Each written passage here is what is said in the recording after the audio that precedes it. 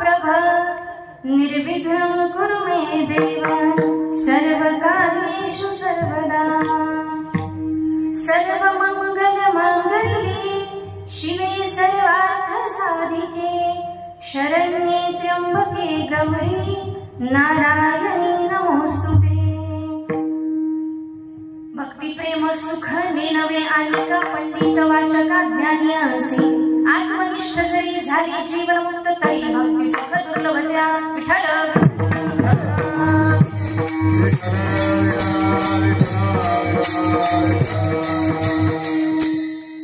प्रसूत प्राप्त प्रसंगी कीर्तन रूपी सेवेकरता निवडलेला अभंग देहूचे सुप्रसिद्ध साधू वैराग्याचे मूर्तिमंत पुतळे परमार्थातील सर्वोच्च मानबिंदू वारकरी संप्रदायाच्या कलशस्थानी विराजमान असणारे जगाचा संसार सुखाचा व्हावा आणि म्हणून स्वतःच्या संसाराची पूर्णाहुती देणारे महान भगवत भक्त जगद्गुरु पंचम पुरुषार्थ पंचमवेद निर्माते श्रीमंत श्री संत श्रेष्ठ तुकोबाराय महाराज यांचा भक्ती प्रेमाचा सुखाचा अमोघ असा गोड असा महिमा वर्णन करणारा 3 चरणांचा ऐकल्या ऐकल्या अवघड असा वाटणारा किचकट असा वाटणारा पण कीर्तन संपल्यानंतर जाता जाता आपलासा होऊन जाणारा गोड असा 3 चरणांचा अभंग आहे। विठ्ठल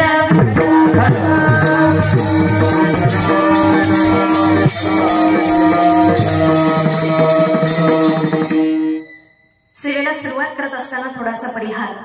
खरं तर आमच्या माय मराठीला ज्ञानेश्वरीच्या रूपानं अमृताचे बोल शिकवणारे ज्ञानेश्वर मौली आणि अवघ्या महाराष्ट्राच्या समतावादी संत परंपरेतील जगद्गुरु तुकोबाराय महाराज आदी संत महंतांच्या या पावन भूमीमध्ये सुरू असलेल्या नवरात्रोत्सवाच्या निमित्तानं सप्ताह सोहळा आणि या सोहळ्याची आज जरी नवरात्रीची 4थी माळ असली तरी सोहळ्याच्या सेवेचा हा 3रा दिवस घटस्थापनेच्या दिवशी कुठली सेवा नव्हती। 2ऱ्या दिवशीपासून सप्ताहाला प्रारंभ आहे।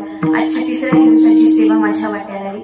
उपस्थित सर्व श्रोत्यांचे सर्व मंडळींचे सुरुवातीला मनापासून आभार व्यक्त करते आणि सुरुवात करत असताना मी एक विनंती करत असते, एक धमकीवजा विनंती करत असते की कीर्तन तुम्ही सकाळी 10 ते 12 ठेवा, दुपारी 4 ते 6 ठेवा, 7 ते 9चं टायमिंग करा, नाहीतर 9 ते 11 असू द्या।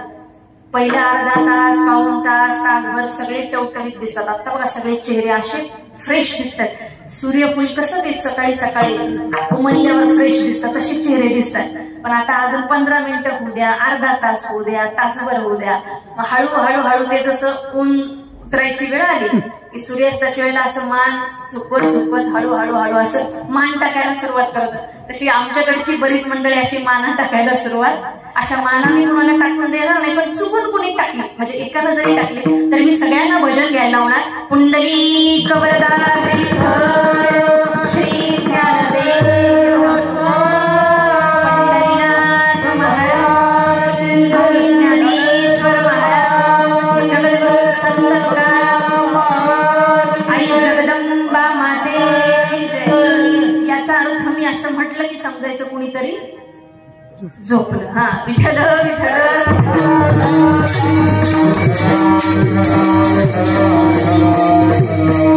अभंगाचा धावता भावार्थ सांगून आपण चिंतनाकडे जाऊया।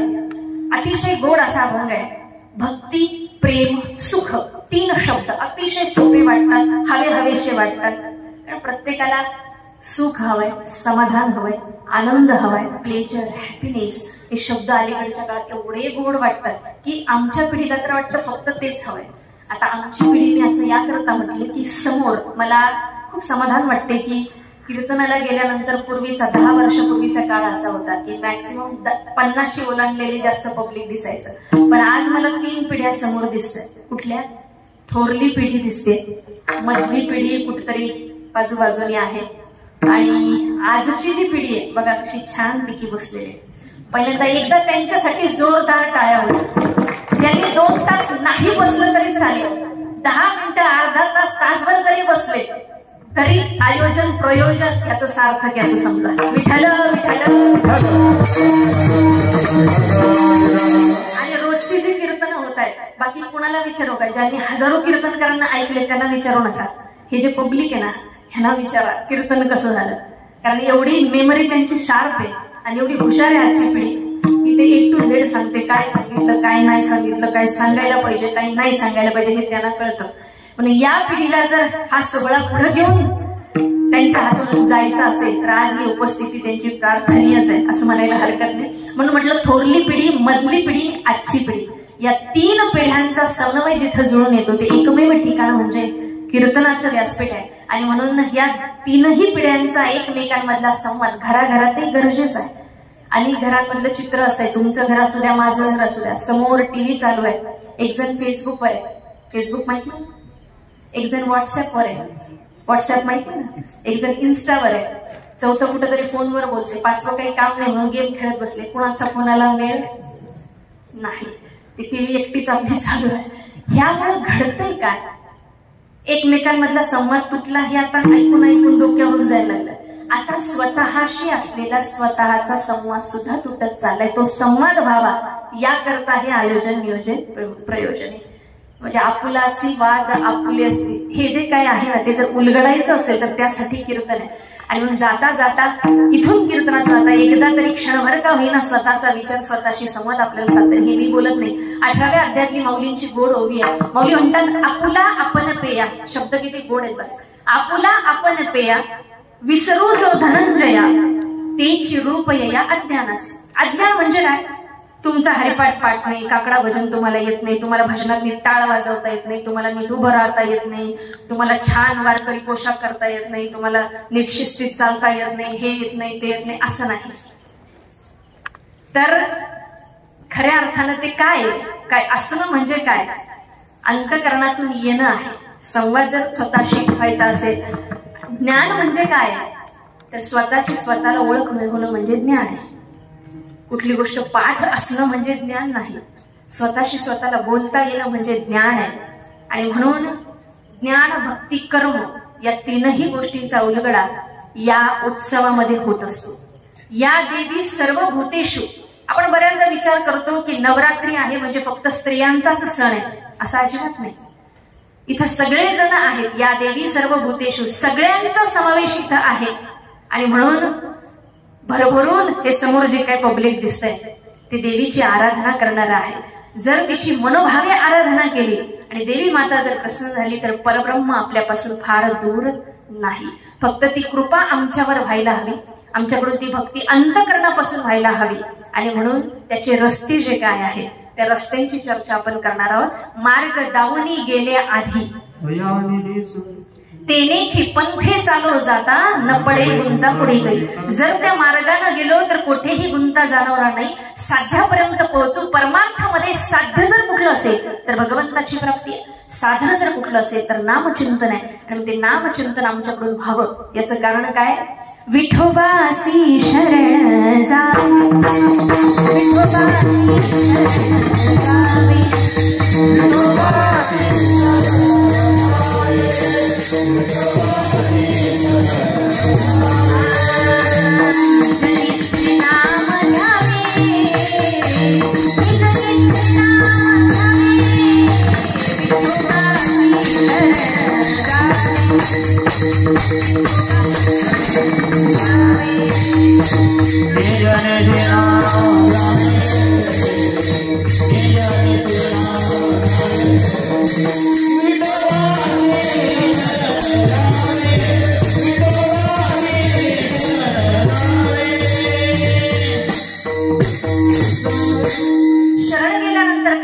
आमच्या अंतःकरणात असलेला जो सद्विचारी सतसत विवेक बुद्धी असलेला माणूस आहे त्या माणसाला आम्हाला भेटता येईल.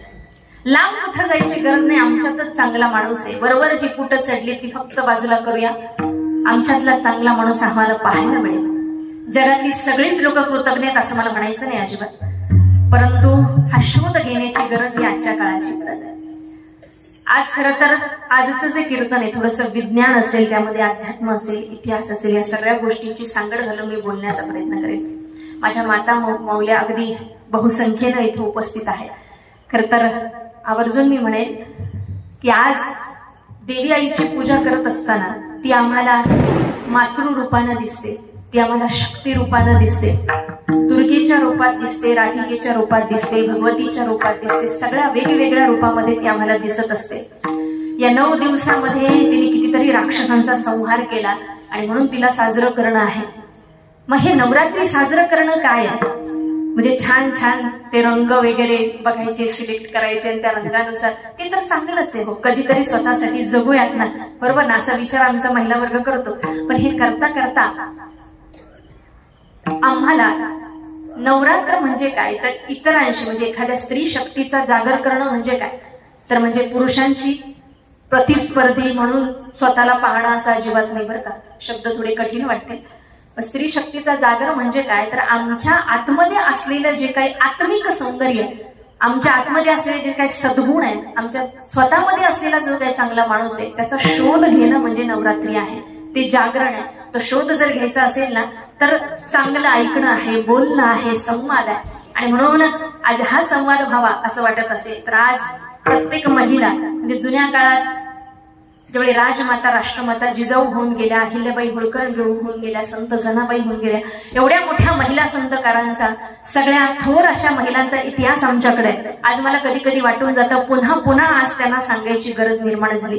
कारण मातृरूपाला आम्हाला देवी भेटते, पण आज खऱ्या अर्थानं आई ही नावाची गोष्ट पुन्हा सांगायची गरज आहे का? अनेक कीर्तनांमधून, प्रवचनांमधून, व्याख्यानांमधून तुम्ही आई ऐकता. आज माझ्याकडून थोडीशी वेगळी आई तुम्हाला ऐकायला मिळेल. मी अनेक ठिकाणी अशी काही कीर्तनं म्हणजे मी आई बोलते आहे आई या विषयावर आणि समोर अनेकांच्या डोळ्यामध्ये अश्रू आहे. अशी आई मी सांगितली, पण मी स्वतः आई झाल्यानंतर मला कळालं आई हा शब्द फक्त अलंकारिक भाषेत बोलण्यासारखा नाही, तर आई हा शब्द अनुभवण्यासारखा आहे. म्हणून 1-2 मिनिटाचं उदाहरण आज स्त्री शक्तीचा जागर आपण करतोय म्हणून सांगेल की गरुड नावाचा पक्षी 70 वर्ष जगतो. किती वर्ष? आता नावातच वजन आहे. शेक्सपियरनं म्हणून ठेवले नावात काय असतं, नावात खूप काय असतं, नावासाठी बरंच काय असतं, नावामुळं खूप काय घडत असतं. हे मी वेगळं सांगायची गरज. नावात खूप काय असतं बरोबर. आणि म्हणून तुमच्या मंडळाचं नाव आहे शिवप्रेमी. नावात बरंच काही आहे. म्हणून मला आवर्जून सांगावं असं वाटलं की मायाळू प्रेमळ असलेली आई तुम्ही अनेकदा ऐकले असेल. राजमाता राष्ट्रमाता जिजाऊंसारखी कणखर आई सुद्धा आजच्या काळाची गरज आहे. माझ्या नव्या पिढीसाठी काय घेऊ वाटतं तर मध्यंतरी मी मेळघाटामध्ये एका कॅम्पसाठी गेले. माझ्या अभ्यासाला विषय आला गरुड नावाचा पक्षी. एवढा ताकदवान असा पक्षी, त्याच्याबद्दल वाचलं, काही लिहिलं आणि मग कळालं की हा गरुड नावाचा जो पक्षी आहे त्याचं अन्न काय, तो काय खातो. काय खातो गरुड? बरोबर, साप म्हणजे सर्प हे त्याचं खाद्यान्न आहे. सगळ्यात आता आपल्याला जर कोणी विचारलं तुमचा सगळ्यात आवडता पदार्थ कुठला तर विचार करायचा अगदी घशापर्यंत जेव जेव जेवलोय, आता एकही घास जाणार नाही असं वाटतंय, बाहेर येतं का काय असं वाटेल अशा क्षणी जर कोणी अजून थोडंसं काही आणून दिलं तरी खावंसं वाटणं, तो म्हणजे आपला आवडीचा पदार्थ. आणि त्या पदार्थाचं नाव जरी घेतलं, एवढं जेव जेव जेवलं असलं तरी जर जिभेवर तोंडाला पाणी सुटत असेल आणि तो जो काही सुवास आहे तो जिभेवर रेंगाळल्यासारखा वाटत असेल, तो आपला सगळ्यात आवडतीचा पदार्थ. तसा गरुडाचा सगळ्यात आवडता पदार्थ कुठला? सगळ्यात विषारी जहरीला असा जो काही साप असेल, नाग असेल, तो त्याचा सगळ्यात आवडतीचा पदार्थ. तो गरुड काय करतो तर त्या सापाला त्याच्या चोचीमध्ये पकडतो. अर्थात तेवढा धडधाकट तो गरुड असतो, त्याच्या नावातच तेवढं वजन आहे. आणि मग त्या सापाला घेऊन तो आकाशामध्ये झेप घेतो. मराठी भाषा इतकी गोड आहे ना, मराठीमध्ये 2 शब्द आहेत, एक झेप आणि दुसरी भरारी. आता तुम्हाला कोणी विचारलं हुशारी आणि शहाणपणा याच्यात फरक काय कळतं, फक्त व्याख्या फार शब्दात करता येत नाही. हुशारी म्हणजे काय, शहाणपणा म्हणजे काय, या 2 गोष्टीमधला फरक आपल्याला कळतो. तसे 2 शब्द आहेत झेप आणि भरारी. हे माऊलींनी सांगावं बरं का. कसं? येथ चातुर्य शहाणे झाले, प्रमेय रुचीसी आले. हे माऊलींचे शब्द आहेत, ते त्यांनी बोलावं. म्हणजे 3 ऑक्टोबर 2024 तुमच्या माझ्या सर्वांसाठी अभिमानाचा दिवस आहे. आपल्या मराठी भाषेला अभिजात भाषेचा दर्जा प्राप्त झालेला हा दिवस आहे. त्याच्यामुळं माझ्या मराठीची बोलू कौतुके परी अमृतातेही पैजा जिंके. माऊलींनी इतकं गोड लिहिलंय, येथ चातुर्य शहाणे झाले, प्रमेय रुचीसी आले. आणि म्हणजे चातुर्य शहाण होणं, हुशारी सुद्धा जिथं शहाणी होते त्यामध्येच कळतं हुशारी आणि शहाणपणामधला फरक काय. तर झेप आणि भरारीतला फरक काय? जर त्यानं त्या सापाला पकडलं आणि आकाशात झेप घेतली तर तो आकाशात विहार करायला सुरुवात करतो, पण सापही काही कमी नसतो. तो कधी कधी त्या गरुडाच्या चोचीतून सुटतो. सुटला की हवेतल्या हवेत पुन्हा त्या सापाला पकडण्याची ताकद त्या गरुडात असते, हवेतल्या हवेत. आणि त्या सापाला पुन्हा पकडल्यानंतर पुन्हा जेव्हा जो झेप घेतो त्या झेपेला भरारी असं म्हणतात. म्हणजे काय, एखाद्याला एखाद्या निवडणुकीत एखाद्या ठिकाणी आलं अपयश, पुन्हा जेव्हा तो उभा राहतो पुन्हा निवडून येतो त्याला लोक म्हणतात यानं भरारी घेतली, बरोबर ना. तसं एखाद्या वेळी ते, आजच्या परिस्थितीवर मी बोलत नाही कुठल्या, बरोबर. हा माझा विषय, हा विषय पूर्णपणे वेगळा आहे, त्याचा चुकीचा संदर्भ लावू नका. पण पुन्हा जेव्हा तो झेप घेतो त्या झेपेला काय म्हणतात, भरारी असं म्हणतात. आणि तो आकाशात विहार करतो. त्या गरुडाचं ज्यावेळी लग्न होतं तेव्हा ती गरुडीन अशा गरुडाची निवड करते की ज्याला झेप घेता आली पाहिजे पण भरारी सुद्धा मारता आली पाहिजे. त्या गरुडाचं लग्न होतं, त्यांचा संसार होतो आणि मग ते त्यांना राहण्यासाठी घर बांधायला शोध मोहीम सुरू करतात. कुठं बांधायचं घर? समुद्राच्या ठिकाणी सगळ्यात उंच झाडावर, सगळ्यात उंच फांदीवर ते आपलं घरटं बांधतात.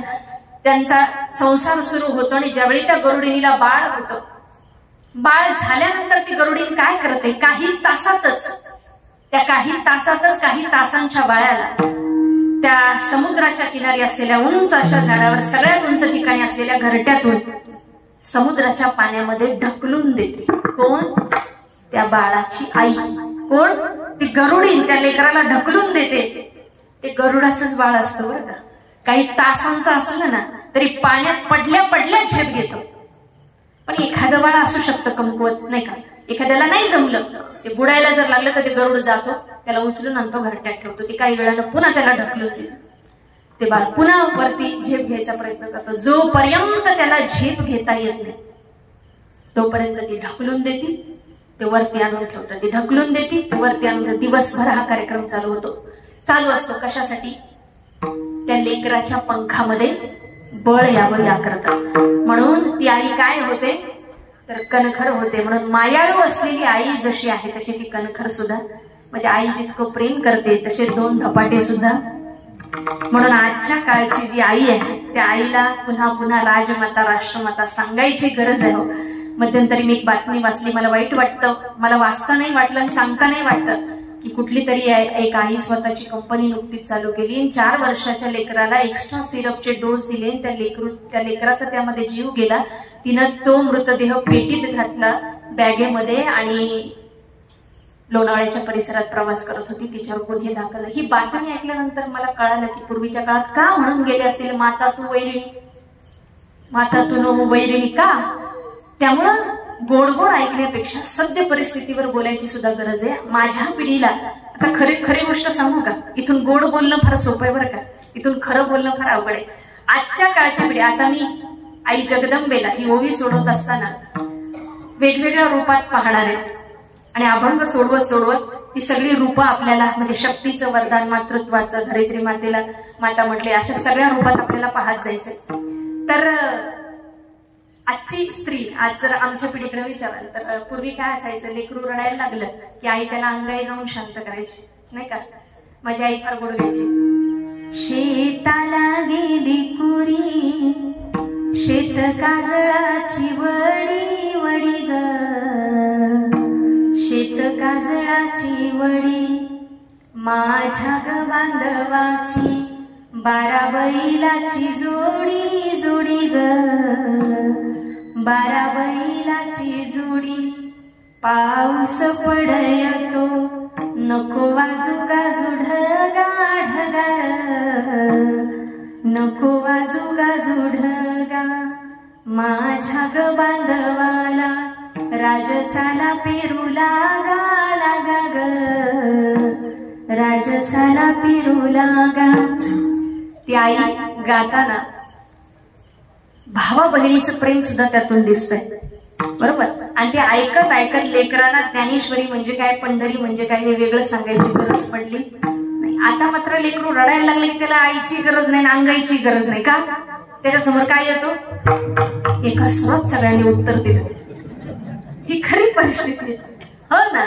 ते काय, ते समोर छान हाय चेअरवर बसलेला असतो, खुर्ची समोर मोबाईल असतो आणि मग ते किती खाते काय खाते. मागच्या आठवड्यात एक सर्वे वाचला की 4थीच्या जवळजवळ 3000 मुलांना प्रश्न विचारण्यात आला की तुम्ही काल काय खाल्लं. काय प्रश्न विचारला, तुम्ही काल काय खाल्लं? त्यापैकी 80% मुलांना सांगताच आलं नाही आम्ही काल काय खाल्लं. का? कारण लक्षातच नाही, फक्त खातोय. समोर काय? मोबाईल. मोबाईल अख्खं आयुष्य बदलून टाकलं. मग त्या आजीने नातवांना गोष्ट सांगावी. आजकालच्या आज्या पण ऑनलाईन आहेत आणि नातवंड पण. आजी म्हणते जा तिकडं, मला स्टेटस बघायचे. नातू म्हणते मलाही टाइम नाही, हो तिकडं बाजूला. आजीकडे आजीचा मोबाईल, नातवाकडं ज्याच्या त्याच्या ह्याच्यामध्ये. म्हणून स्वतःशी बोलायला, दुसऱ्याशी स्वतःशी बोलायला वेळ नाही. आणि म्हणून आपल्याला या व्यासपीठावरून एकमेकांशी बोलता येते, ही खूप मोठी श्रीमंती असं म्हणायला हरकत नाही. आणि म्हणून संतांनी आमच्यासाठी जे काही केले त्याच्या ऋणातून उतराय व्हायचं त्यांच्या तर म्हटलं तर असं म्हणता येईल, काय द्यावे त्यासी भावे उत्तराई, काय द्यावे त्यासी भावे उत्तराई, काय द्यावे त्यासी भावे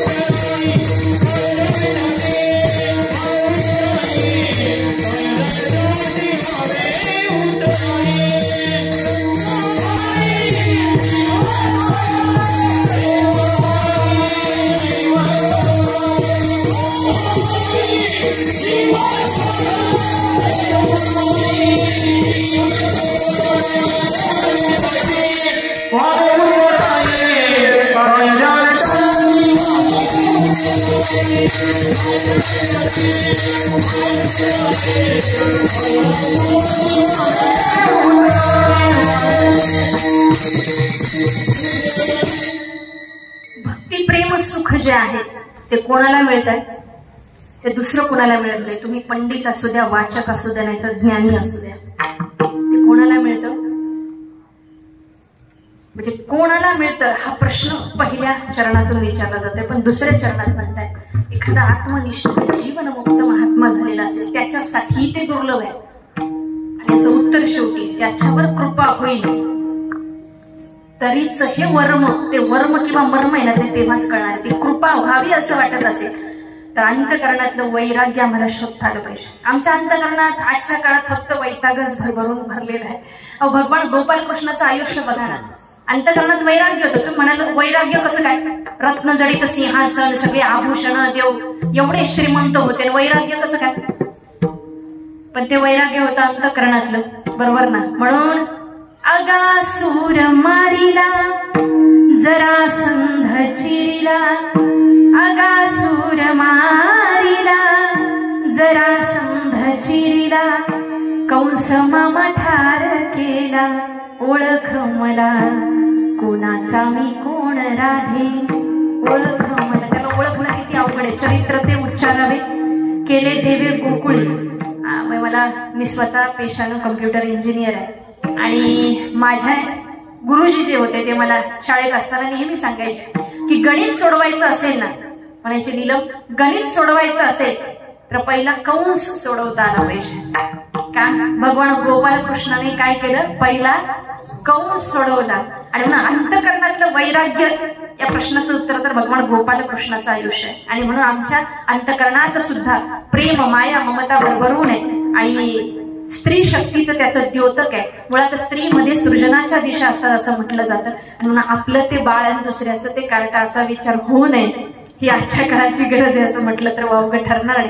ते म्हणाल का फक्त गोड गोड नाही बोलणार, आज आपलंच व्यासपीठ आहे, काही गोष्टी आपण हक्कानं बोलू शकतो. आणि म्हणून म्हणेल की बऱ्याचदा काय होतं, आता पूर्वीच्या काळात बघा ते डोंबाऱ्याचा खेळ असायचा. डोंबाऱ्याचा खेळ कसा? दोन बाजूला दोन काठ्या, हे जसं असं स्टँड म्हणलंय छानपैकी त्यांनी शूटिंगसाठी. मग ते एक स्टँड एका बाजूला पकडा, त्याची 3 काठ्या पण नाही बरं का, 2च, आणि एका बाजूला 2. आता त्या एका छोट्याशा मोबाईलसाठी एवढं मोठं स्टँड आहे. पण त्या डोंबऱ्याचा खेळ म्हटलं त्याला त्या स्टँडकडे पाहून तो दृष्टांत आठवला की 2 काठ्या या बाजूला 2 काठ्या या बाजूला अशा बांधलेल्या आहेत आणि मध्ये काय दोरी आहे आणि काळजाचा ठोका चुकावा असं दृश्य म्हणजे डोंबऱ्याचा खेळ. ती महिला असेल कोण पुरुष असेल त्या एका दोरीवरून दुसऱ्या दोरीवर असे हळूहळू हळूहळू एका टोकाकडून दुसऱ्या टोकाकडे एकाच दोरीवरून चालत जाणं म्हणजे डोंबऱ्याचा खेळ. असंच चौकात एका ठिकाणी हा डोंबऱ्याचा खेळ चालू होता. 2 लोक गोळा झाले, 4 लोक गोळा झाले, अख्खा गाव गोळा झाला कारण काळजाचा ठोका चुकावा असं दृश्य दिसत होतं. एक महिला या टोकाकडून त्या टोकाकडं जात होती, पुन्हा मागे येत होती, पुन्हा जात होती, पुन्हा मागे येत होती. फक्त विशेष याकरता लोकांना वाटत होतं की ती एकटी चालत नव्हती. फार जास्त आधार नसलेला बाजूला ते बांधलेल्या काठ्यात मध्ये दोरी येत्या, फार आधार नाही त्या दोरीला, पण ती महिला तिच्या 6-7 महिन्याच्या लेकराला कुशीत घेऊन या टोकाकडून त्या टोकाकडं, त्या टोकाकडून या टोकाकडं. आणि ज्यावेळी ती खाली उतरली तिने सगळ्यांना विचारलं की तुमचा सगळ्यांचा माझ्यावर विश्वास बसला का? लोक म्हटले काय की मी या एवढं सगळं तुम्ही बक्षीस मला दिलं, एवढं सगळं काही दिलं, पण नक्की मी पुन्हा जर या दोरीवरून चालायचा प्रयत्न केला तर मी चालू शकेन का? तुम्हा सगळ्यांचा माझ्यावर विश्वास आहे का? सगळे एका सुरात म्हटले हो. एवढं 4-5 राऊंड तू मारले, सोपी गोष्ट आहे का? 6-7 महिन्याच्या छोट्याशा लेकराला घेऊन तू चालू शकते. तर इंग्रजीमध्ये 2 शब्द, एक आहे बिलीव्ह आणि एक आहे ट्रस्ट. विश्वास असणं वेगळं आणि विश्वास बसणं वेगळं. मानणं वेगळं एखाद्या गोष्टीला आणि विश्वास असणं वेगळं. आता हे मी पुढचं उदाहरण ते पूर्ण केल्यानंतर तुमच्या लक्षात येईल. ती म्हटली ठीक आहे, मग आता मी पुन्हा या दोरीवर चालायचा प्रयत्न करते, तुम्हाला सगळ्यांचा इतकाच माझ्यावर विश्वास आहे, फक्त माझ्यासाठी एक गोष्ट करा. म्हटली या वेळेला माझं लेकरू नाही, तुमच्यापैकी कोणाचं तरी लेकरू माझ्या हातात द्या. मला पुढचं बोलायची गरज. सगळेजण एक एक पाऊल माग सरकले. आमचा तुझ्यावर विश्वास आहे, आम्ही तुला मानतो, पण आमचा तुझ्यावर विश्वास. तसंच देवी मातेला म्हणतो आम्ही माते तुला मानतो, पण आमचा तुझ्यावर विश्वास आहे की नाही आम्हाला माहिती. तो विश्वास बसला पाहिजे. कसा? अंतःकरणापासून. फक्त मानणं नाही तर अंतःकरणापासून ते आपलंसं करता येणं आहे. आणि मग त्यासाठी नातरांचं भारुड ऐकावं. काय? सत्वर पाव ग मला भवानी आई रोडगावानी तुला, सत्वर पाव ग मला भवानी आई रोडगावानी तुला, सत्वर पाव ग भवानी आई रोडगावानी तुला,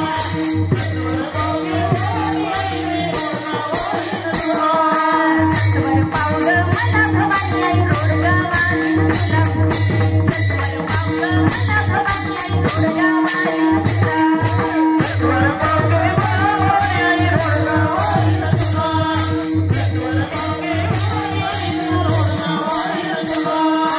सासरा माझा गावी गेला लवकर खपवीन त्याला, सासू माझी जाच करते लवकर निघला, ननंद भारी बडबड करते बोलती कर तिला, नंदेच काट किरकिर करत खरूच येऊ त्याला, नवऱ्याला मारून आहुती देईन मोकळीच कर मला, एकटीच राहते मला भवानी आई रोडगावानी तुला, सत्वर पाव गे मला भवानी आई रोडगावानी तुला, सत्वर पाव गे मला भवानी आई रोडगावानी तुला, सत्वर पाव गे मला भवानी आई रोडगावानी तुला.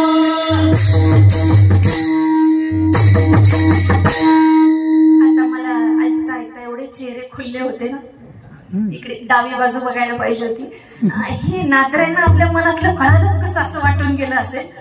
ज्यांना ज्यांना नीट ऐकू आलं असेल त्यांचे चेहरे छान दिसत होते. सासरा माझा गावी गेला लवकर खपवी त्याला, सासू माझी जाच करते लवकर निघ तिला, ननंद भारी बडबड करते बोडकी कर तिला, नंदेचं कार्ट किरकिर करत खरूच येऊ दे त्याला, नवऱ्याला मारून आहुती देईन मोकळीच कर ग मला, एकटीच राहू दे मला भवानी आई. सगळं ऐकते देवी आई. नातराय काय म्हणताय? सासरा म्हणजे कोण आहे? आता पुढचं जास्त महत्वाचं आहे बरं का, ते थोडं मेंदूला ताण देऊ नाही का. सासरा म्हणजे कोण आहे? तर तुमच्या माझ्यातला अहंकार आहे. घरातली व्यक्ती नाही की एखाद्या वरडाच्या टेम्पोत गेला आहे तो पलटी होऊ दे, सगळे जर सुखरूप मागे येऊ दे, माझा सासरा गचकू दे, असं काय ती मागते काय? सासरा म्हणजे कोण आहे तर तुमच्या माझ्यातला अहंकार आहे. सासू म्हणजे कोण आहे तर तिरस्काराची भावना आहे. ननंद नावाची तृष्णा आहे. कामाजी नावाचा नंदाव आहे. दोघांचं द्वेष नावाचं कार्ट आहे. अविवेक नावाचा नवरा आहे. ती म्हणते माझ्यातले हे सगळे जे काही दोष आहेत ते दोष संपू दे आणि मला एकटीलाच राहू दे की माझ्याकडून तुझ्या चरणाची अखंडितपणे सेवा घडली. ही सेवा घडावी याकरता मला काय बनता आलं पाहिजे? आई जगदंबेकडे मागायचं आहे की गवळणींसारखी भक्ती आजच्या कीर्तनामध्ये जो अभंग निवडला त्यामध्ये पहिला शब्द जर कुठला तर भक्ती. अखंड या शब्दावर अखंड कीर्तन होऊ शकतं. किती वेळ बोललं तरी कमीच पडेल इतका गोड शब्द आहे. पण या शब्दासाठी म्हणावं लागेल की गवळणींमध्ये असलेली भक्ती, किती भक्ती होती त्यांच्यामध्ये, किती चित्त एकाग्र होतं. आणि माझ्या सगळ्या माता मौल्यांना विनंती आहे की क्षणभर का होईना तिथं नतमस्तक झाल्यानंतर त्या अंतःकरणाचं वैराग्य शोधायचा प्रयत्न करूया. आमच्या असलेल्या स्त्रीत्वाचा सन्मान आम्हाला करता येईल का? आमच्यातल्या सद्गुणांची असलेली मूर्ती जी काय आहे, आत्मिक सौंदर्य जे काही आहे ते अधिक समृद्ध करता येईल का याचा विचार क्षणभरासाठी करूया. आणि मग कळेल काय? हरीने माझे हरिले चित्त, हरीने माझे हरिले चित्त, हरिने माझे हरिले चित्त, हरिने माझे हरिले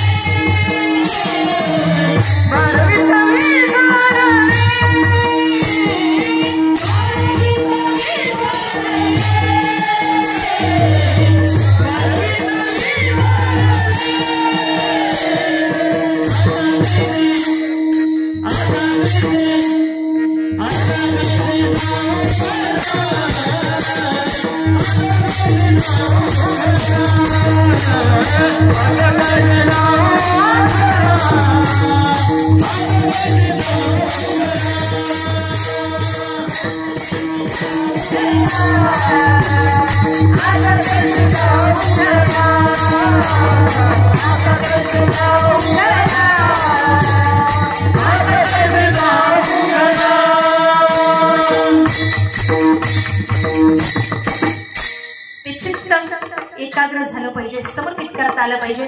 आणि मग देवी आईकडे काहीतरी मागणं मागता आलं पाहिजे. आणि म्हणून त्यासाठी मोठं पंडित वाचक ज्ञानी होण्याची गरज नाही, बरोबर ना? गरज कशाची आहे तर समृद्ध असा माणूस आजच्या काळात बनण्याची गरज आहे. आणि म्हणून त्यासाठीच अभंगाचं पहिलं चरण आहे, अभंगाचं प्रथम चरण. प्रेम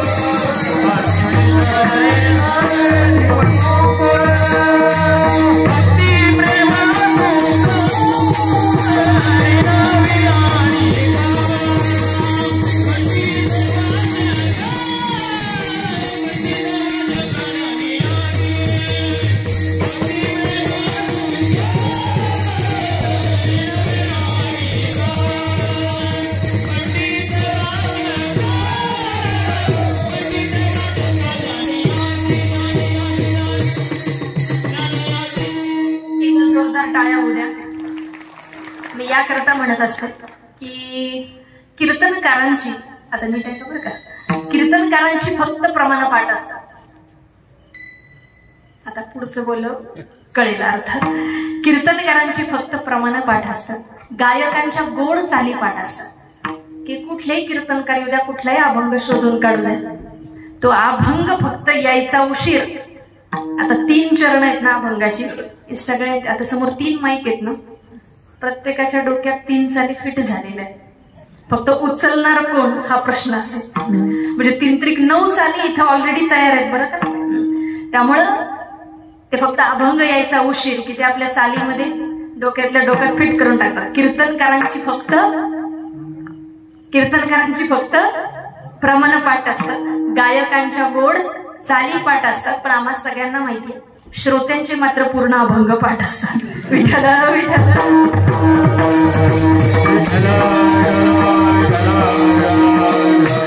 त्याच्यामुळं नवविधाची भक्ती आहे. श्रवणम कीर्तनम विष्णू स्मरणम पादसेवनम अर्चनम वंदनम दास्यम सख्यम आत्मनिवेदनम. पहिलं स्थान जे आहे ते श्रवण भक्तीला आहे. आपण जितकं बोलतो त्याच्या दुपटीनं तिपटीनं आधी ऐकलं पाहिजे, बरोबर ना. आपल्याला इतरांचं ऐकता आलं पाहिजे, घरातलं सुद्धा इतरांचं म्हणणं ऐकून घेता आलं पाहिजे. ती नात्यांमधली भक्ती असं म्हणायला हरकत नाही. मी मगाशी म्हटलं ना, कुणाशी कुणाला बोलायला वेळ नाही, ऐकता आलं पाहिजे. जुन्या काळात ते ऐकणं होतं. म्हणून नात्यांमध्ये मोठ्यांचा आदर आणि लहानांची कदर कशी करावी, पर्सनॅलिटी डेव्हलपमेंटचे क्लासेस लावायची गरज त्यावेळी नव्हती. व्यक्तिमत्व विकास सहज व्हायचा. घरात माणसंच इतकी असायची की सहज. पण आता काळ जसा हळूहळू बदलत गेला, आता 21व्या शतकाबद्दल थोडंसं बोलेल. मला बऱ्याच ठिकाणी प्रतिक्रिया येतात की आम्ही अनेक ठिकाणी हे ऐकतो ते ऐकतो, तुम्ही नव्या पिढीचे आहात, तुमच्याकडून काहीतरी वेगळं ऐकण्याची अपेक्षा आहे. मी स्वतः पेशाने इंजिनियर आहे. 2014 साली मी पासआउट झाले आणि काही वर्ष नोकरी केली. त्यानंतर लहानपणापासून मी जशी 6वी 7वीला असेल तेव्हापासून अगदी 4 वर्षाची होते तेव्हापासून आजोबांसोबत भजनाला जायचे आणि मग हळूहळू कीर्तन प्रवचन या क्षेत्रात. पण नोकरीमध्ये काही मन रमेना, त्याच्यामुळे पार्ट टाइम जॉब घेतला. पुणे विद्यापीठाच्या रेडिओला मी सध्या जॉब करते आणि वर्क फ्रॉम होम. कोरोनानं खूप उपकार केले आमच्यावर की काही स्टुडिओमध्ये जाण्यापेक्षा आपण रेकॉर्डिंग करून देऊ शकतो. त्यामुळं ते सांभाळत मी सध्या कार्यक्रम करते आहे. तर हे सगळ्या दोन्ही म्हणजे कार्यक्रम ही माझी खरं तर आवड आहे. व्यावसायिक दृष्टीने मी त्याकडे पाहत नाही, हे पहिल्यांदा कबूल करते. कारण काळ बदललाय. हो, घडतंय काय तर पूर्वी असं होतं, म्हणजे एका ठिकाणी कीर्तनकारांचं संमेलन भरलेलं होतं आणि संमेलनामध्ये प्रमुख पाहुणे जे होते त्यांनी सहज बोलता बोलता म्हटले की आज आमची भारतीय संस्कृती कोणामुळे टिकून आहे. तर एक म्हणजे घराघरात असलेली भारतीय स्त्री, हे त्याचं पहिलं कारण आहे. कारण ती स्त्री खेड्यातली असू दे किंवा शहरातली असू दे, तिला दारात तुळस लावावीच वाटते. भले ती एखाद्या सोसायटीत 3ऱ्या 4थ्या मजल्यावर असेल, कुठं ना कुठेतरी डाळल्याच्या डब्यात कोणी छोटीशी तुळस लावलेली पाहायला मिळते. ही आमची परंपरा आहे. आणि दुसरी गोष्ट असेल तर समाजामध्ये विचार पोहोचवणाऱ्या विचारवंतांमुळे आणि कीर्तनकारांमुळे आजची भारतीय संस्कृती कुणे आता म्हणावं लागेल कंसात व्यावसायिक वगळतात. खरे की खोटे तुम्हीच बघा. पण एक प्रामाणिक गोष्ट सांगू इच्छिते. झी साठी ज्यावेळी माझ्या कीर्तनाचं शूटिंग झालं, मी सहज बोलता शेवटी एक माझं प्रामाणिक मत मांडलं. पण हे माझं मत होतं, पण तरी ते प्रोमोसाठी त्यांनी वापरलं. ते म्हटले तुमची परवानगी घेऊ का, ते प्रोमोसाठी मी वापरेल. शक्यतो प्रामाणिक मतं जी आहेत ती शक्यतो प्रोमो म्हणून वापरत नाही, पण आवडलं म्हणून वापरूयात असं ते म्हणाले. आणि मी ते एक मत माझं व्यक्त केलं होतं की मला वाटतं वारकरी संप्रदाय कोणामुळे टिकून आहे. माझे आजोबा अगदी लहानपणापासून मी आजोबांसोबत सगळीकडे फिरले. लहानपणापासून भजनामध्ये, हरिनामाचा जागर, सप्ताहांमध्ये, कीर्तनांमध्ये. आणि मग त्यातून मला जे काही वारकरी संप्रदाय कळाला, त्यातून मला असं म्हणावंसं वाटलं की आज माझा वारकरी संप्रदाय कोणामुळे टिकून आहे. म्हणजे 10 लाखाच्या गाडीतून उतरणाऱ्या, स्वतःच्या नावासमोर भल्या मोठ्या पदव्या लावून घेणाऱ्या. आता हे बोलताना थोडंसं कठीण जातंय, पण तुम्ही सांभाळून घ्या. म्हणजे तासाभरापूर्वी तुमची माझी काही ओळख नव्हती, पण तुमचं माझं आता वक्त्याचं आणि श्रोत्याचं गोड नातं तयार झालंय. तुमचे हे सगळे चेहरे आता मला माझे जवळचे परिचयाचे वाटतात. आणि म्हणून मला म्हणावंसं वाटतं की 10 लाखाच्या गाडीतून उतरणाऱ्या, स्वतःच्या नावासमोर भल्या मोठ्या पदव्या लावणाऱ्या, फक्त खादीची कपडे घालणाऱ्या, बिस्लेरीचं म्हणजे फक्त मिनरल वॉटर पिणाऱ्या आणि खूप मोठी मोठी सो कॉल्ड मानधन वगैरे असणाऱ्या अशा कीर्तनकारांमुळे नाही तर कोणामुळे टिकून आहे. पहाटे उठून शेतात मोटार चालू करणाऱ्या, दिवसभर शेतात राबणाऱ्या, गावात सप्ताह चालू आहे, आता कीर्तन सुरू झालं, कपडे बदलायलाही वेळ नाही, म्हणून त्याच मळक्या कपड्यामध्ये 9च्या कीर्तनाला टाळ घेऊन उभं राहणाऱ्या माझ्या सगळ्या टाळकऱ्यांमुळं आणि माळकऱ्यांमुळेच वारकरी संप्रदाय. हे बोलतानाही माझ्या अंगावर काटा येतो, ऐकतानाही तुमच्या अंगावर काटा आला असेल. मग गावागावातला, घराघरातला हा जो काही माळकरी आहे, टाळकरी आहे, त्याचा सन्मान आम्हाला करता आला पाहिजे. या आजच्या काळाची गरज आहे. कीर्तनकार येईल, 2 तास छानपैकी बोलून जाईल, पण हे जे सांभाळणं आहे ना, हे सांभाळण्याचं काम घराघरातला, गावागावातला तो टाळकरी आणि माळकरी करतोय. आणि म्हणून त्यांचा सन्मान, त्यांच्यामुळं हा वारकरी संप्रदाय टिकून आहे. आणि म्हणून त्या परंपरेनं आम्हाला खूप काही दिले. म्हणून म्हटलं की कीर्तनकारांची फक्त प्रमाण पाठ असतात, गायकांच्या गोड चाली पाठ असतात आणि श्रोत्यांचे सगळे अभंग पाठ असतात. म्हणून चांगलं ऐकता आलं पाहिजे आणि ऐकणं ही आजच्या काळाची गरज आहे. हे सगळं सांगता सांगता मी म्हणेन की जो वारसा आम्हाला मिळाला, ज्ञानोबा असतील, तुकोबा असतील, नामदेव असतील किंवा नाथरे असतील, या सगळ्या संतांनी आम्हाला काय सांगितलं? उजळावया आलो वाटा खरा खोटा निवाडा, देव्हाऱ्यावरी विंचू आला, देवपूजा नावडे त्याला, तिथं पैजा याचे काम अधमासी तो अधम. छत्रपती शिवरायांना सुद्धा आई जिजाऊ काय सांगायच्या? शिवबा मंदिराचे कळस टिकावेत असं जर का तुला वाटत असेल, मंदिरातील मूर्ती अभंग राहाव्यात असं जर का तुला वाटत असेल, वाड्या वस्त्यांवरती साधू संतांची कीर्तनं व्हावीत असं जर का वाटत असेल, तर खऱ्या अर्थानं भक्ती, प्रेम, सुख, त्याच्यासाठी हे स्वराज्य उभं राहिलं पाहिजे. आणि म्हणून हा स्त्री शक्तीचा जागर करत असताना या सगळ्या इतिहासातल्या स्त्रियांना आठवण्याची गरज आहे. महिला संतकारांना आणि आजच्या पिढीशी सुसंगत जर झालं, कुठेतरी मी ऐकलं, कुठेतरी वाचलेलं, असं कोट लिहिली होती, अडाणी आई घरवाया जाई आणि शिकलेली आई घर पुढे. माझ्या कपाळावरच आठ्या पडल्या. आई आई असते, ती अडाणी किंवा शिकलेली. आणि तसं जर आपण केलीच तुलना, तर अडाणी आयांचीच मुलं मोठी झाली. आता पुढचं बोलत नाही, आम्ही शिकलेल्या आया ना, शिकलेल्या आयांचीच पोरं आजच्या काळात वाया जातात, बरोबर ना? त्यामुळं आई ही आई असते. आमच्यातली जी काही आई आहे त्या स्त्री शक्तीनं त्या आईचा शोध घ्यावा. मातृरूपानं आपल्याला देवी दिसत असते, ते मातृत्व आपल्यातलं जागं व्हावं. आणि म्हणून त्यामुळं काय होईल तर नाती समृद्ध होतील. जुन्या काळात ती आई कशी दिसायची? एखादीला वर्षातून एखादं लुगडं मिळायचं, 9 दिवस 9 कलर, फार लांबची गोष्ट, बरोबर ना? वर्षातून एखादं लुगडं, मग ते लुगडं मिळालं. अशा काही माझ्या आज्या असतील, समोर पंजा असतील, की त्यांनी हा काळ अनुभवलाय. वर्षातून एखादं लुगडं, मग ते मिळालं की ती स्वतः नाही नेसायची. जरी स्वतःला मिळालं असलं तरी ती कुणाला तरी काय करायची? घडी मोडायला द्यायची. त्याच्यात जावेला देऊ दे, नंदेला देऊ दे, भाऊजेला देऊ दे, त्याच्यात काय असायचं? प्रेम असायचं. आता आमचीच कपाट एवढी भरभरून वाहते, त्याच्यातलीच कोणती नेसावी याच्यात टेन्शन येते. दुसऱ्याला घडी मोडायला देणं ही खूप लांबची गोष्ट. काळ बदललाय, काळानुरूप आपणही बदललं पाहिजे या मताची आहे, नव्या पिढीची मी आहे. परंतु जुन्या काळातला जो गोडवा होता तो अधिक टिकून होता. मग जात्यावर दळण दळत असताना एकटीनं नाही दळलं जायचं, मग त्या दोघी जणींचा हात लागायचा आणि मग दोघींमधलं नातं अधिक घट्ट होत जायचं. जेव्हा जेव्हा माझ्या कानावर या जुन्या म्हणजे महाभारतातले स्त्री पात्र ज्यावेळी मी पाहते, माझ्या समोर ज्यावेळी काही येते, म्हणजे अनेकांनी आपल्या लेकींची नावं, कुणी कौसल्या ठेवलं असेल, कुणी सुमित्रा ठेवलं असेल. आजपर्यंत कुणी ऐकले एखाद्याने आपल्या पोरीचं नाव काही ठेवलं? चुकून पण नाही. त्या नावातच एवढा तिरस्कार आहे. पण ती काही होती म्हणून रामायण हे आम्ही करू शकत नाही. भगवान प्रभू रामचंद्र ज्यावेळी वनवासून पुन्हा आले ना, पहिलं दर्शन जर कुणाचं घेतलं असेल तर ते तुझ्यामुळे, आई तुझ्यामुळे ही सेवा करण्याची संधी मला. रामायणातले प्रत्येक पात्र एक वेगळा संदेश देतात आणि म्हणून ते एक पात्र समजून घ्यायचं म्हटलं ना तर ती दृष्टी आमची विकसित व्हावी याकरता पहिली सीतामाई समजून घेऊया. आता मी स्त्री पात्रांवर, नवरात्रोत्सव आहे त्यामुळे एकतरी स्त्री पात्र घेऊन जावं म्हणून म्हणेल. मला सीतामाईवर बोलायला आवडेल. का तर सीतामाईवर मी महाभारतातले दृष्टांत सिद्धांत देत बसणार नाही. माझी आई मला सीता कशी समजून सांगायची, माझी आजी काय गायची, माझ्या आजीनं मला सीता कशी सांगितली हे मला आठवणीशी वाटते. मध्यंतरी लोकमतनं अखंड महाराष्ट्रातून काही निवडक कीर्तनकारांची कव्हर स्टोरी केली होती पालखीच्या काळामध्ये. त्यावेळी माझी मुलाखत घेतली आणि लोकमतच्या त्या कव्हर स्टोरीवर ज्यावेळी माझा फोटो आला आणि खाली माहिती आली, जेवढं काही बोलले त्यातली फक्त सीता त्यांनी घेतली, कारण त्यांना सीता ऐकायला आवडली. म्हणून मी सांगत असते की माझी आई मला सीता सांगायची की सीता कशी होती. सीता बघा, विचार करा ना तुम्ही, किती राजघराण्यात वाढलेली होती, कुठल्या गोष्टीची कमतरता होती, सगळी श्रीमंती होती, सगळी सुख पायाशी लोळून घेत होती. आणि आयुष्याची श्रीमंती सुद्धा काय, तर लग्न कोणाबरोबर झालं, साक्षात देवाबरोबर, भगवान प्रभू रामचंद्रांसोबत लग्न झालं. पण लग्नानंतर 14 वर्ष कुठे गेली, बरोबर.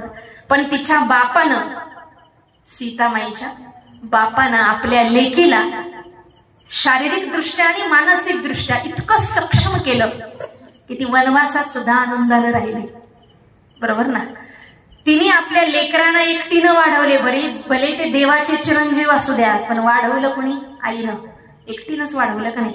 फक्त वाढवलं नाही तर शस्त्रास्त्र शास्त्र पारंगत केलं. कुणाला, आपल्या लेकरांना, दोन्ही लेकरांना तिनं एकटीनं वाढवलंय. म्हणून आजच्या काळातली एखादी स्त्री असेल ना जी लेकराला एकटीनं वाढवतात, तिच्यासाठी सीता प्रेरणादायी आहे. आता हे मी बोलत नाही, मग माझी आजी जेवढे ओव्या गायची ना तेव्हा माझ्या कानावर शब्द पडलेले, म्हणजे गाता गाता जुन्या काही ओव्यात बऱ्याच मला आठवतात. एवढ्या वनामंदी सीता झोप कशी आली, झोप कशी आली उशी दगडाची केली. एवढ्या वनामंदी सीता झोप कशी आली, झोप कशी आली उशी दगडाची केली. एवढ्या वनामंदी कोण रडत आई का, रडत आई का, कोण रडत आई का. सीतेला समजावया गोरी बाभळी बाई का, बाभळी बाई का, गोरी बाभळी बाई का. एवढ्या वनामध्ये सीता झोप कशी आली. तिला काही डबल बेड एसी बीसी नव्हता तिच्या रूम मध्ये, तिला उशी पण मिळाली नाही, अंथरून पांघरून पण नव्हतं. तिनं काय केलं, दगडाचीच उशी केली. ऍडजस्टमेंट जी आहे ती आयुष्यात पाहिजे, ही सीता मला सांगते. फार विशेष काय बोलायचं आजच्या काळासाठी. मैत्रिणी, आपल्याला जर काही एखादी गोष्ट मनातली सांगायची असेल तर मित्र मैत्रिणी हव्या असतात. मैत्रीची नाती वृद्धिंगत केली पाहिजे. जेव्हा आमच्या कानावर कुठेतरी व्हॉट्सअप फेसबुक असं चालता चालता कानावर शब्द पडतात तेव्हा आम्ही थांबतो आणि क्षणभर ऐकतो. काय, दुःखडवायला उंबऱ्यासारखा, दुःखडवायला उंबऱ्यासारखा मित्र बनव्यामध्ये, पुढं काय, गारव्यासारखा वाट चुकणार नाही जीवनभर तुझी, एक तू मित्र कर आरशासारखा. कृष्ण आणि सुदामा दोन नावं जोडीनं घेतली की समोर काय उभी राहते, मैत्री. सीतेला सुद्धा कधीतरी रडू आला असेल ना, आला असेल की नाही. मग तिच्या, म्हणजे आता एखादी आई, डे केअर सेंटर असतात शहरांमध्ये, आपल्या छोट्या छोट्या लेकरांना त्या डे केअर मध्ये टाकतात तर नोकरीला जातात, काळाची गरज आहे. पण त्यांनाही कधीतरी महिन्याभरातून आठवड्यातून डोळ्यात पाणी येतच असेल ना. शेवटी ती कोण आहे, एक आई आहे. मग तिच्यासाठी सीता प्रेरणादायी आहे की तिच्या मैत्रिणी कोण झाल्या, सीतेच्या जंगलात वनामध्ये ती राहत होती.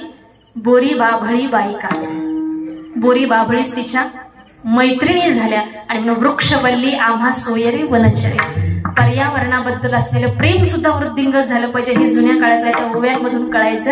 आणि म्हणून लेकरांना वेगळं काही शिकवायची गरज पडायची. विठ्ठल विठ्ठल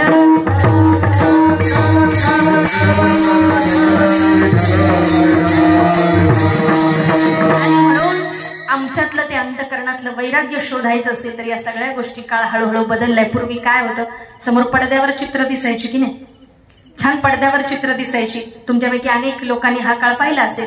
आणि मग ते मध्ये आधी बंद व्हायचं, पुन्हा सेट करायचं, परत बघायचं. मग नंतर टीव्ही आले, टीव्ही आल्यानंतर नुसतं बटन दाबायचं. आणि कधी कधी काय व्हायचं, त्या टीव्हीला मध्ये मध्ये मुंग्या यायच्या, आहे का. मग काही काही लोक बसल्या बसल्या खातात काठी घेऊन बसायचे, काठी बांबू सगळं घेऊन, सारखं उठायला नको ना.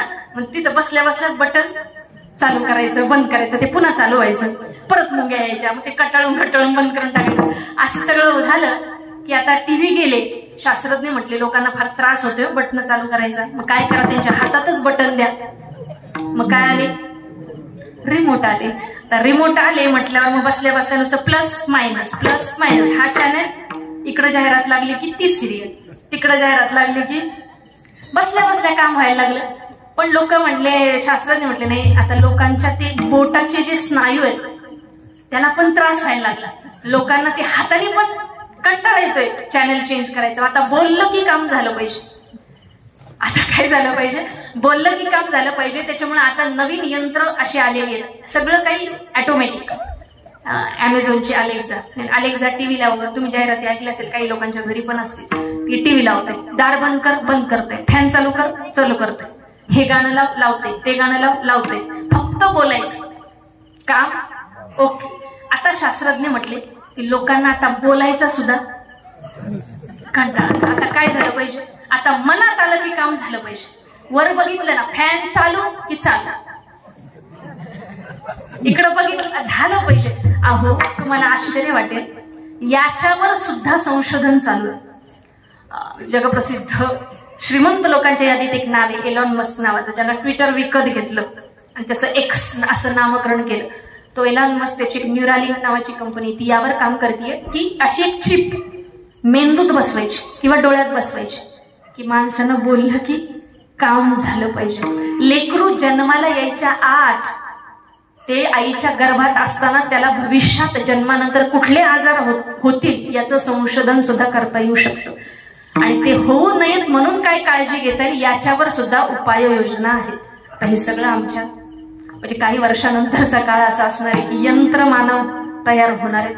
त्यामुळे 2050 साली असं जग तयार होईल की कदाचित त्याच्यात वेदनाच नाही, त्याच्यात दुःखच नाही, त्याच्यात शोकच नाही, सगळं रेडीमेड, सगळं काही तयार होते. आता पण तेच चालू आहे ना, भूक लागली तरी जेवण ऑनलाईन, कुठला फॉर्म भरायचा तो ऑनलाईन, ह्या योजनेचे पैसे कुठे येतात ऑनलाईन, सगळं ऑनलाईन. माणसं सुद्धा सकाळी सकाळी मोबाईलवरून 100 लोकांना मेसेज जातो, गुड मॉर्निंग, शुभ प्रभात, पण त्यातला एखादा शेजारून गेला तर लोक ओळख सुद्धा दाखवत नाही. ही परिस्थिती आहे, माणसं पण ऑनलाईनच ना. त्याच्यामुळे आता ह्या सगळ्या काळामध्ये थोडंसं म्हणजे काळ जुना असा होता. माझे आजोबा फार छान सांगायचे की एखाद्याच्या घरी काही दुःखद घटना घडली तर आजूबाजूचे गोळा व्हायचे. पेरणीचा काळ असेल तर बाबा त्याची पेरणी मागं राहू नये, तो मागं राहू नये म्हणून स्वतः वावरात आऊत धरायचे आणि सगळी पेरणी करून द्यायचे. का तर आपला शेजारी, आपल्या भावकीतला जो कोणी आहे तो मागं राहू नये म्हणून. आता लोक याची वाट बघतात, कधी एकदाच त्याचं पडीक पडतंय, कधी एकदाच तो विकायला काढतोय, कधी एकदाचा मी घेतोय. आमची मानसिकताच बदलली म्हणून प्रश्न आहे. आणि आमच्यातला असलेला चांगला माणूस शोधण्यासाठी हा जागर आहे असं म्हणायला हरकत नाही. जागर या शब्दाचा अर्थ वेगवेगळ्या बाजूने उलगडता येईल आणि मग त्यासाठी आत्मनिष्ठ जीवनमुक्त होण्याची गरज नाही. एका आत्मनिष्ठ जीवनमुक्त महात्म्याला म्हणजे तो माणसाच्या जन्माला आला, नरदेहाला आला, आल्यानंतर 5-6 वर्ष झाला, 6 वर्ष झाल्यानंतर पहिलीच्या वर्गात त्याला घातलं. आता हे ऐकताना थोडं वेगळं वाटेल, कारण अलीकडे 2-2.5 वर्षाचं लेकरू झालं की त्याला ते प्रवेश दिला जातो, त्या बिचाऱ्याचं बालपण अख्खं हिरावून घेतलं जातं. आता मला त्याबद्दल फार बोलायचं नाही, माझं उदाहरण फक्त कंप्लीट करते. तिथं त्यानं 6वीला गेला, गुरुजींनी शिकवायला सुरुवात केली. म्हणजे अ काढायचा, पहिल्यांदा अ काढायचा, मग आ काढायचा. आता जुन्या काळ कसा होता, चेंडू आणि फळी जोडली की एकाचा, नागाची फणी 2चा, वाकडा तिकडा 3चा, बैलाची शेंगोटी 4चा, उभा माणूस 5चा, उलटा 3 6चा, गोगलगाई 7ची, बुड्याची काठी 8ची, झोपलेला माणूस 9चा, एकावर पूज्य. म्हणजे ते थेरॉटिकल आणि प्रॅक्टिकल एकत्रित होतं, बरोबर ना. आता जर थेरॉटिकल प्रॅक्टिकल एकत्रित दिलं तर आता मात्र पालकांना म्हणजे लेकराला माझ्या का ओरडला म्हणून शिक्षकांवर धावून जाणारे पालक आहेत, असा काळ चाललेला आहे. त्यामुळे ते प्रॅक्टिकल वगैरे बाजूला राहिलं, 1 2 3 4 आपलं चालू आहे असा काळ. मग ते जुनं शिक्षण इतकं गोड होतं. आणि मग ते पहिल्यांदा अ काढायला शिकायचं, माशी वाटीला वाटी जोडायची, गुरुजी शिकवत होते. पण हा काही अ काढेन, याच्या सोबतची पोरं पास झाली, पहिली दुसरीत गेली तरी याला अ काढता येईल. दुसरीतली पोरं तिसरीत गेली तरी याला अ काढता येईना, तिसरीतली पोरं चौथीत गेली तरी याला अ काढता येईना. शेवटी त्या सगळ्या शिक्षकांनीच मिटिंग बोलावली. म्हटली याच्या सोबतची पोरं चौथीत गेली तरी याला अ काढता येईना. त्यालाच बोलून घेतलं, का रे बाबा, का आमचं नाव खराब करतो, का शाळेचं नाव खराब करतो? अरे तुझ्या सोबतची पोरं चौथीत गेली तरी तुला अजून अ काढता येईना. तो म्हटलं त्याचं काय गुरुजी, मी जर अ काढला ना तर मला आ काढावा लागेल, जर मी आ काढला तर मला ई काढावा लागेल. आणि असं करत करत मरेपर्यंत ही प्रक्रिया संपणार नाही, म्हणून मला ओच काढायचं नाही. आत्मनिष्ठ जीवनमुक्त, त्यात पडायचंच नाही, त्या धंद्यात पडायचंच नाही, जसं आहे तसा आहे. आणि म्हणून अभंगाचं दुसरं चरण सांग,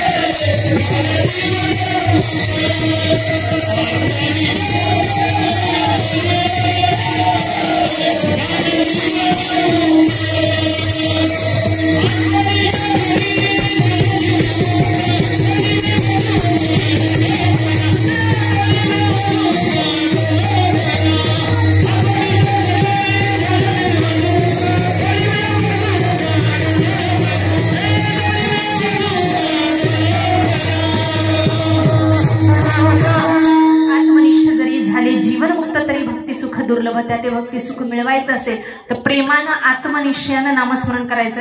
त्यामुळे आपण सगळेजण भजन करणार आहोत, पण भजन करण्याआधी आपणा सर्वांना माझी विनंती अशी असणार आहे की माझी एक प्रामाणिक इच्छा आहे, या सप्ताहाला यावर्षी मला वाटतं हा रौप्य महोत्सव आहे, बरोबर ना, एवढा मोठा सोहळा, आणि या रौप्य महोत्सवातून काहीतरी चांगलं यावं म्हणून माझी उपस्थित सर्व महिला भगिनी, म्हणजे जरी ग्रामपंचायतीत 50-50% आरक्षण असलं तरी इथं मात्र 70-80% जागा अगदी तिथपर्यंत व्यापून टाकलेली.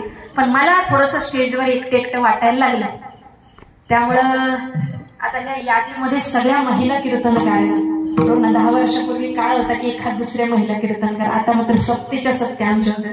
तर रौप्य महोत्सव झालाय.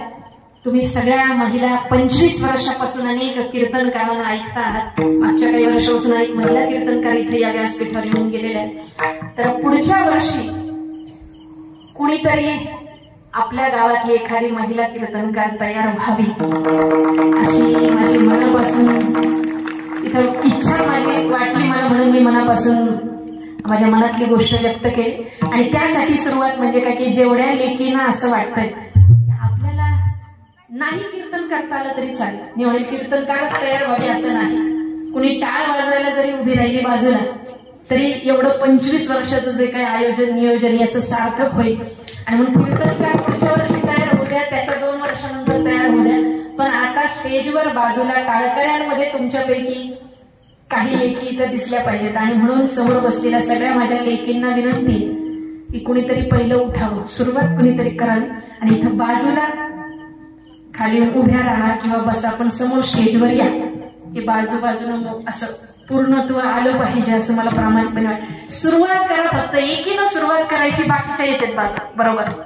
चला, कोण येते पुढं? चला, महिला मंडळ आलं तरी चालतंय, असं नाही की लेकींनीच आलं पाहिजे. चला, त्यांना साथ देणारं दुसरं कोणी आहे का? टाळ्या होऊन जाऊ द्या आता. चला, हळूहळू ज्यांना ज्यांना वाटतंय पुढं पुढं यावं. ऍटलिस्ट नवरात्र आहे, 9 जणी तरी आल्या पाहिजे, म्हणजे असा तो आनंदोत्सव दसऱ्याचा साजरा होईल.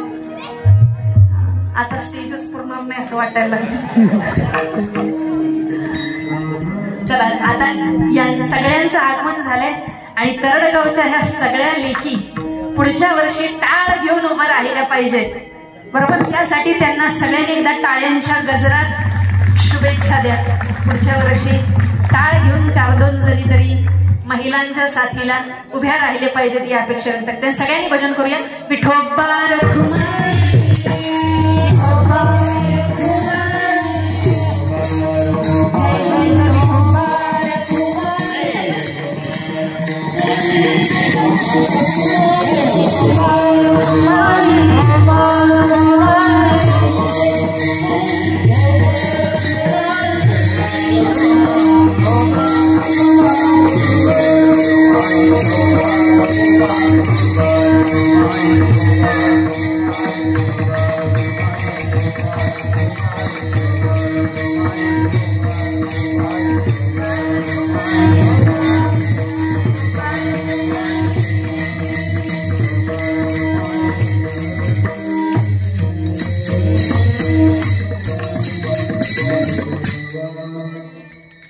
सत्कारानंतर विचारलं की सौजन्यामध्ये ज्यांचं नाव आहे ते मी लक्षात ठेवलं, शरण्य त्र्यंबके, म्हणजे त्यामध्ये ज्यांचं नाव आहे अशा ताई समोर आल्या. मी म्हटलं की तुम्ही गौरी ताईच का? त्या म्हटल्या हो, पवार परिवारात, म्हणजे त्यांच्या सगळ्या या ठिकाणी सौजन्यानं खरं तर आज मी या ठिकाणी उभी आहे.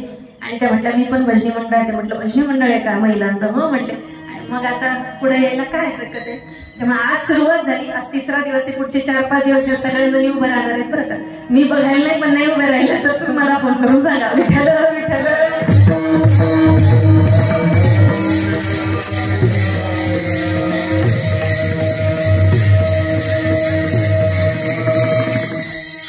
आणि म्हणून फार अवघड जड मी बोलत बसणार नाही. तुमच्या माझ्यासाठी स्त्री शक्तीचा जागर एका वेगळ्या अर्थानं घेऊया. खरं तर राजमाता, राष्ट्रमाता अहिल्याबाई होळकर ही सगळी चरित्र ज्यावेळी मी सांगत असते, ऐकत असते, तेव्हा क्षणभर मला वाटून जातं.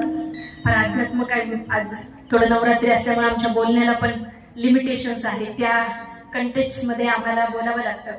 तर मी असं म्हणेल की आता सहज आठवलं म्हणून सांगून जाईल की एखादी स्त्री किती कणखर असते हे सुरुवातीला मी सांगितलं. किती मायाळू असते, किती प्रेमळ असते. एका बाजूला वर्णन करत असताना अहिल्याबाई होळकरांसारखी स्त्री, पुण्यात त्यावेळी पेशवाईचं राज्य होतं, माळव्याचा अखंड प्रदेश सांभाळत होती, अशी स्त्री जिने स्वतःचे सासरे, नवरा आणि मुलगा तिघांचा मृत्यू डोळ्यानं पाहिला पण अखंड राज्य सांभाळत होती. किती कणखर असावी विचार करा. 1725 इसवी सन 1725ला अहिल्याबाई होळकरांचा जन्म आहे.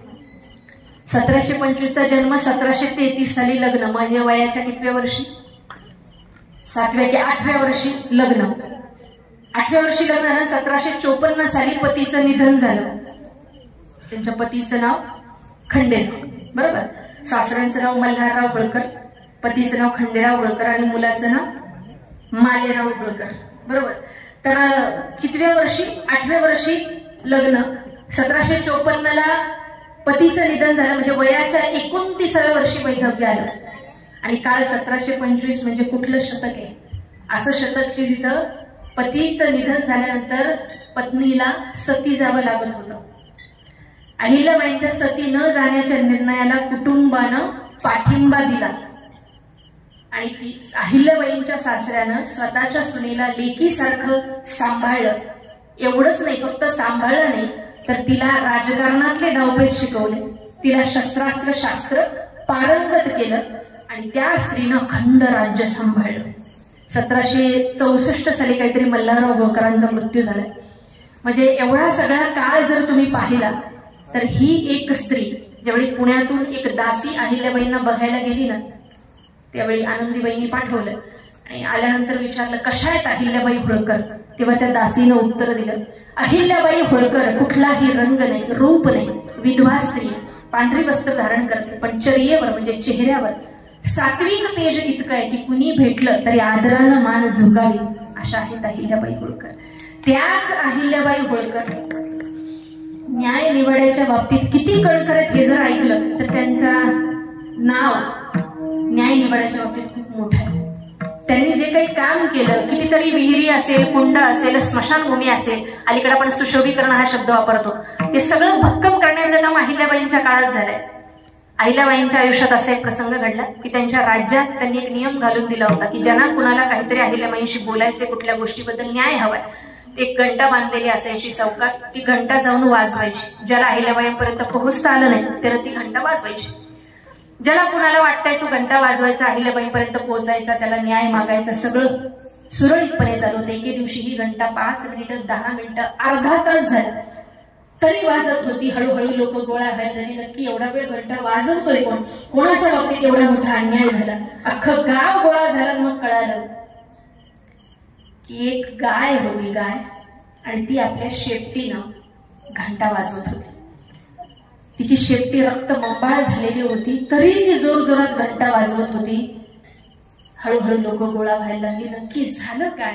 स्वतः अहिल्याबाई तिथं पोहोचल्या आणि मग चौकशी केल्यानंतर कळालं की त्या गायीचं वासरू मंदिराच्या बाहेर मरून पडलेलं होतं आणि त्या लेकरासाठी ती न्याय मिळावा म्हणून काय वाजवत होती? घंटा वाजवत होती. अहिल्याबाईंकडे न्याय मागत होती. अहिल्याबाईंनी त्यांच्या डोळ्यात पाणी तळलं. क्षणभरात त्या बोलल्या, या वासराची अवस्था, या गायीचं वासरू बाहेर मरून पडलेलं होतं, या वासराची अवस्था ज्यानं अशी केली उद्या त्याचीही तीच अवस्था तशीच होईल.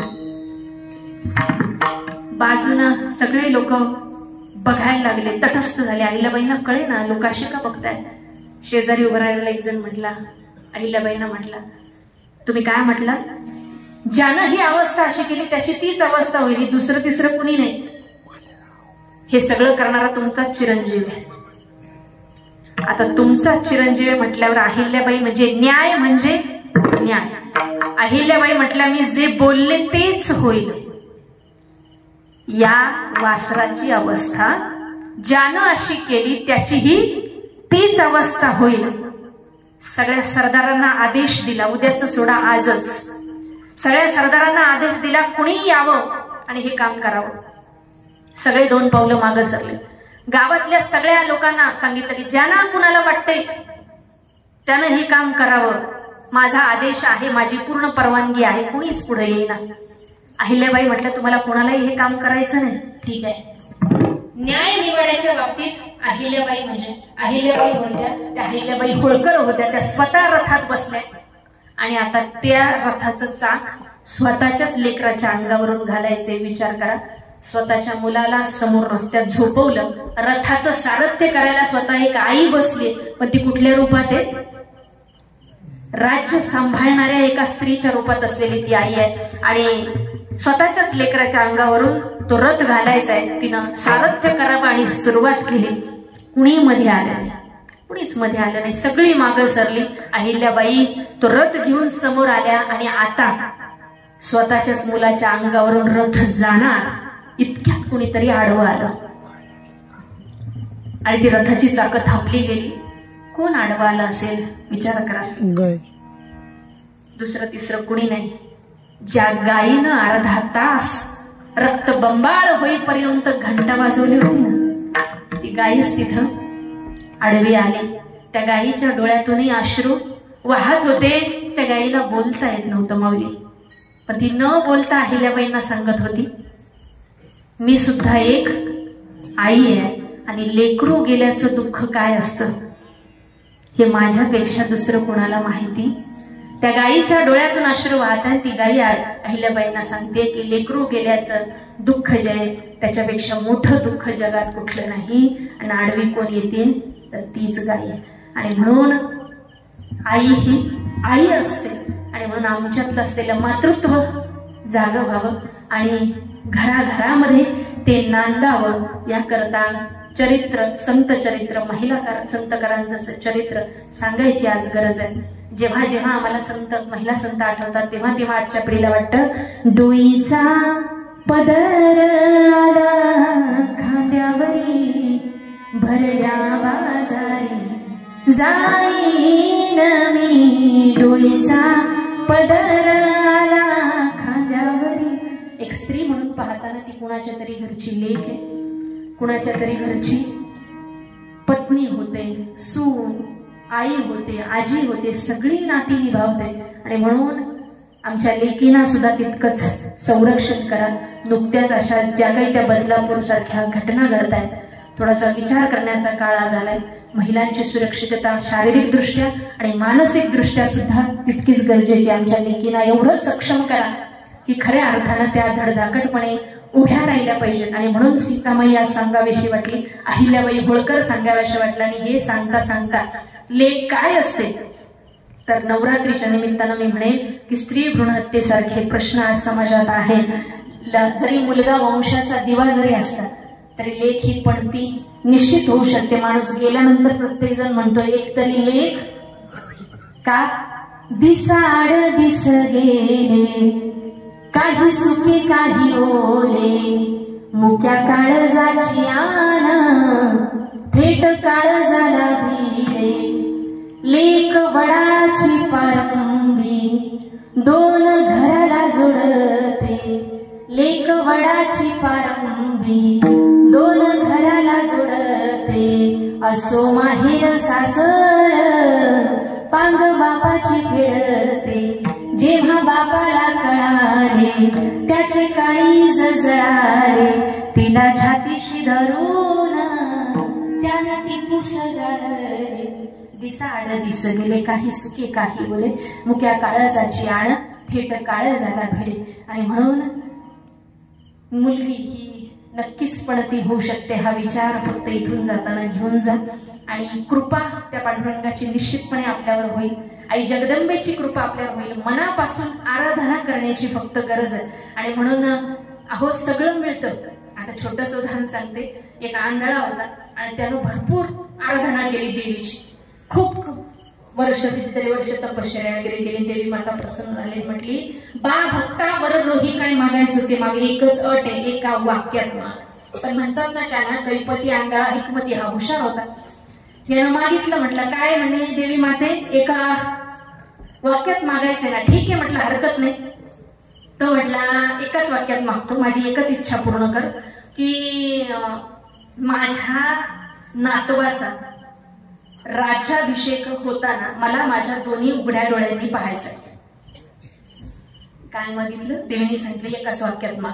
ह्यानं काय मागितलं, मला माझ्या नातवाचा राज्याभिषेक झालेला माझ्या दोन्ही उघड्या डोळ्यांनी पाहिजे. आता हा आंधळा होता, याचं लग्न झालेलं नव्हतं, याचं लग्न झालं पाहिजे, याला मुलगा झाला पाहिजे, त्याचं लग्न झालं पाहिजे, याला नातू झाला पाहिजे. आणि नातवाचा राज्याभिषेक म्हणजे आधी याला राज्य केला पाहिजे, म्हणजे याला अख्खं राज्य दिलं पाहिजे, एवढी संपत्ती दिली पाहिजे. हे सगळं देऊन मग नातवाचा राज्याभिषेकाचा तो दिवस येईपर्यंत, म्हणजे लग्न झाल्यापासून तर तो दिवस येईपर्यंत हे सगळं काही बघायला याला दोन्ही डोळे दिले पाहिजे. यानं एवढं सगळं मागितलं. किती वाक्य आहे. त्यामुळं हुशारी जी असते ना ती सुद्धा योग्य ठिकाणी वापरता आली पाहिजे. तसे आजच्या कीर्तनातून योग्य ते संदर्भ भक्त जाता घेऊन जाता आला पाहिजे. आजची पिढी फार हुशार आहे. एका ठिकाणी कीर्तन सुरू होतं, 5वी 6वीची अशी पोरं बसलेली होती. मी म्हटलं 15-20 मिनिटं बसली तरी सार्थक आहे, पण अगदी संपेपर्यंत बसलेत. मला फार समाधान वाटतं आणि खूप छान ऐकता येते. तर कुठेतरी असं सुरू होतं, एकाला उठवलं, म्हटलं सांगरे बाळा काय सुरू आहे. तो म्हटलं महाराज कीर्तन सुरू आहे.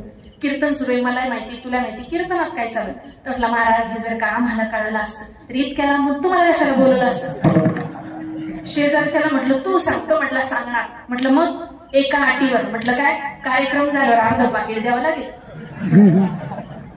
ज्यांना कळालं त्यांना कळालं, बाकीच्यांना हळूहळू जाता जाता कळेल. आता कसं आहे, मला वाटते 11 वाजले, त्याच्यामुळे आता आमच्या पोटाचे डायरेक्ट 12च वाजले. त्यामुळं ते अगदी तास 2 तास झाले तुम्ही सगळे ऐकताय, पण 9 वाजून 5 मिनिटांनी सुरू केलं, त्याच्यामुळे मी 11 वाजून 10 मिनिटांनी सोडणार आहे. विठ्ठल विठ्ठल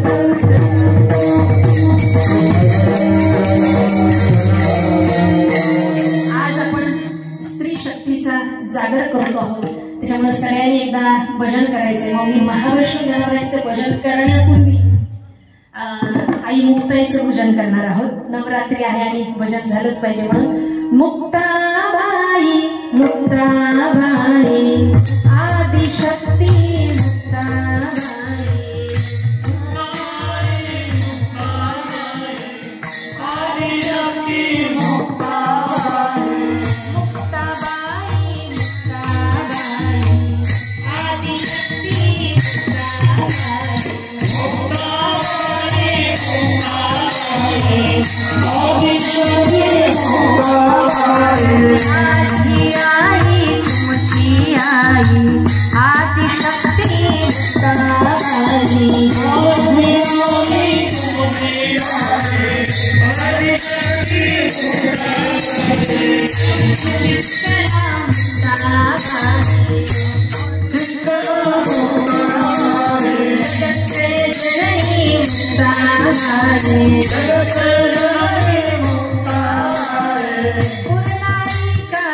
जल भिजले श्री मुक्ताई